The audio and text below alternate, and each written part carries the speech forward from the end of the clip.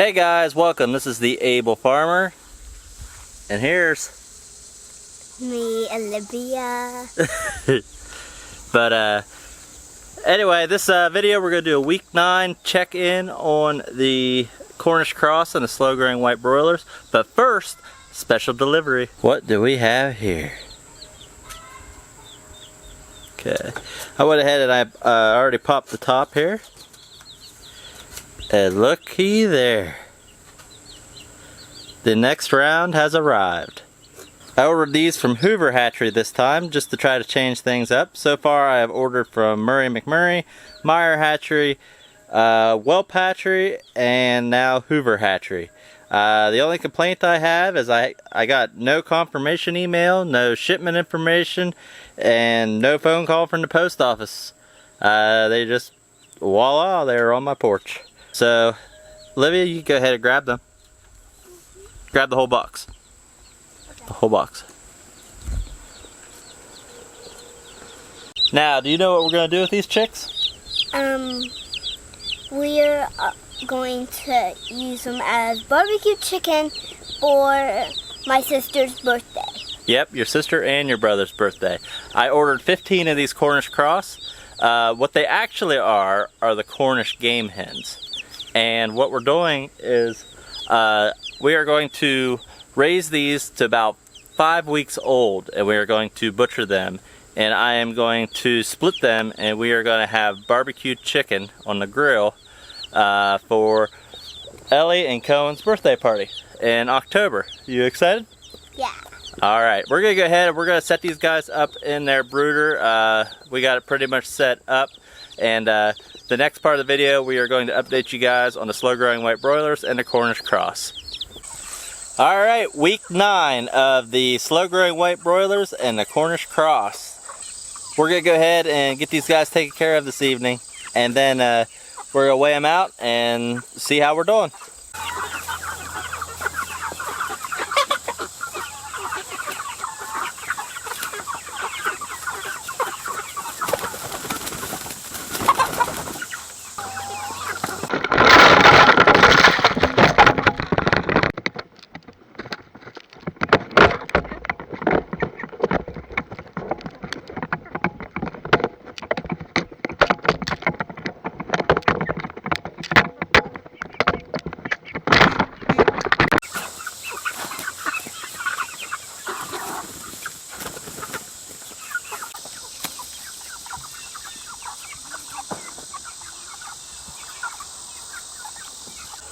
Alright guys, week 9, this Saturday, so about Thursday, Friday, Saturday, 3 more days, the Cornish cross are going to be butchered. I am going to go ahead and process them Saturday morning, and I'll probably weigh a few then to see how they turned out, but ready or not, that's when we're going to do it. I'm going to butcher the Cornish cross, and the slow-growing white broilers are just going to continue on, and I'm going to see how they perform after the Cornish cross are no longer with us. So, the slow-growing white broilers are obviously behind, and that is 100% to be expected. Their time to shine is going to be after Saturday, after the Cornish cross are no longer here.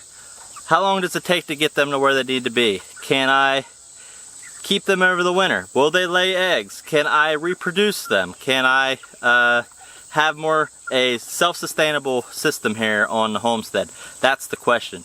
I knew they weren't going to win this weight, and I'm just doing the weight right now to pretty much just to kind of get a baseline and see how many weeks does it take to get to where the Cornish cross are, just to have a reference point to compare to.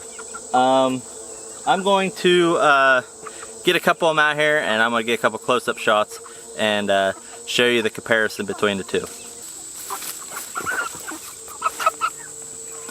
Alright, I've got the Cornish cross and the slow-growing white broiler right here. They're definitely getting a lot heftier.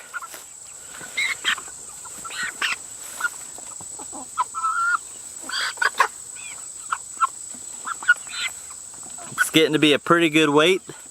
You got about 3 more days of growing, And the slow-growing white broiler, this one ain't looking too bad either. But you can definitely tell it's significantly smaller. Alright guys, I went ahead and ran the math for week 9. And I have it right here.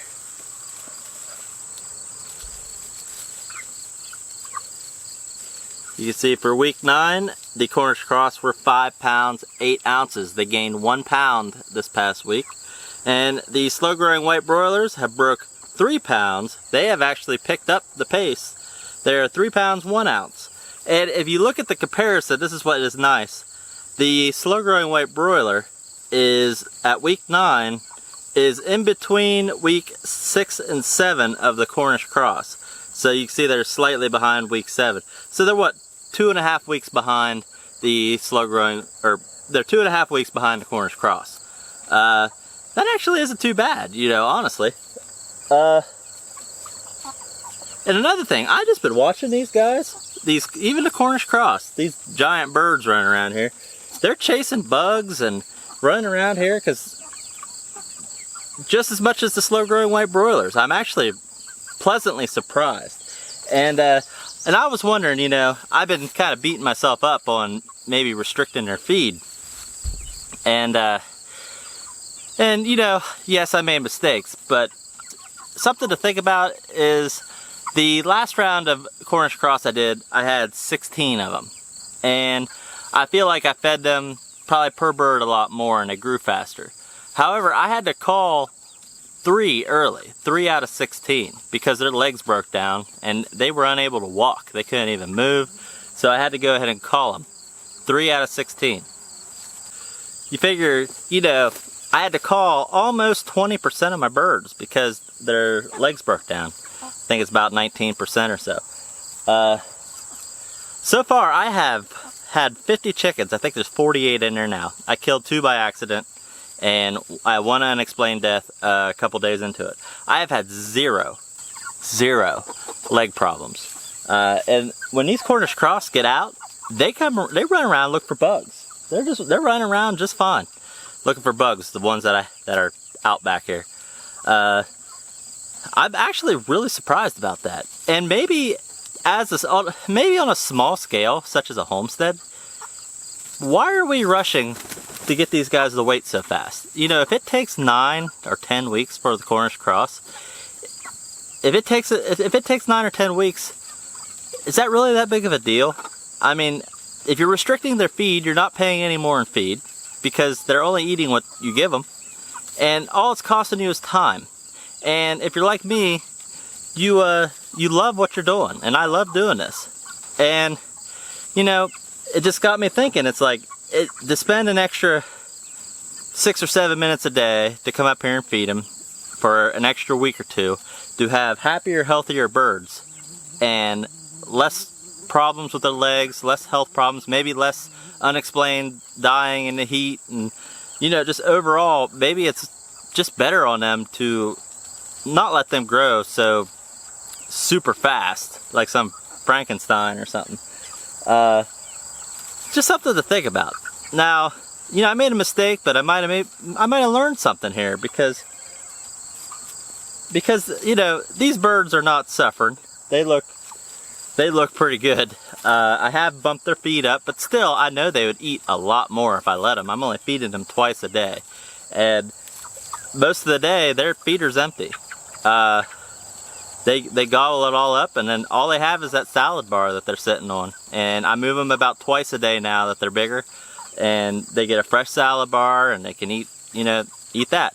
But it's just something to think about. Maybe I didn't really mess this all up. So if we could raise a happier and healthier chicken, then by all means, why don't we?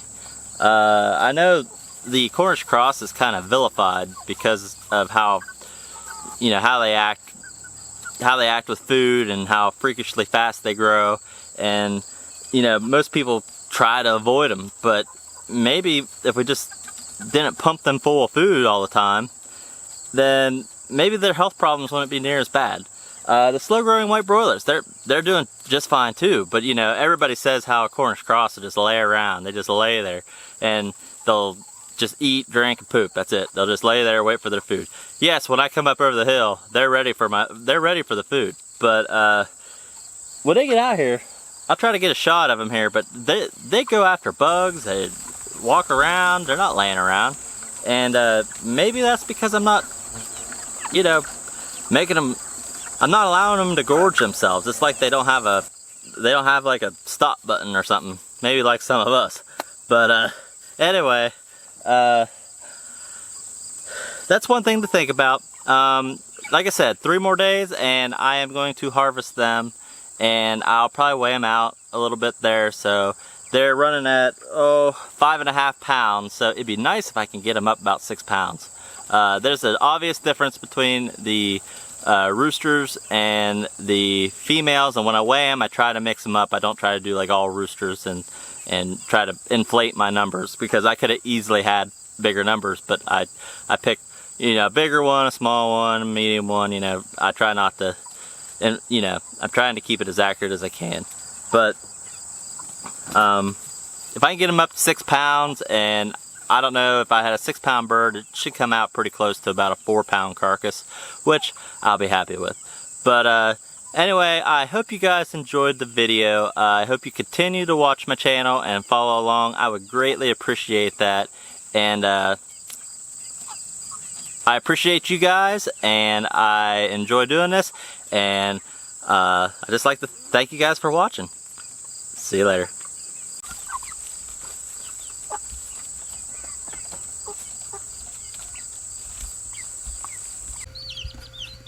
You guys want to come to the birthday party?